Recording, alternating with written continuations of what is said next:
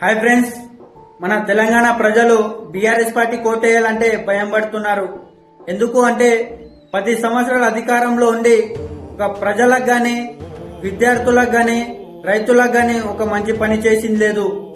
ఇప్పుడు కాంగ్రెస్ పార్టీ అధికారంలో ఉంది.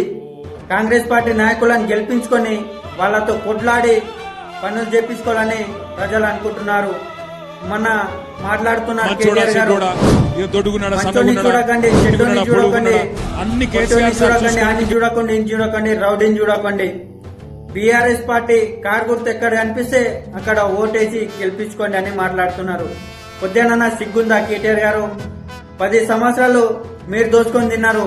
ఇప్పుడు రౌడీని, మంచోన్ని, చెడ్డోన్ని వాడిని కూడా గెలిపించుకొని వాళ్ళు కూడా దోచుకోవాలా మీలాగా. మీరు మాట్లాడాలి, మంచి క్యాండిడేట్ ని చూసి గెలిపించుకొని అని మాట్లాడండి. అంతేగాని పొట్టోని, పెద్దోని, మంచోని, చెడ్డోని అని మాట్లాడుతున్నారు. కొద్దిగా సిగ్గుండాలి కేటీఆర్ గారు మీకు.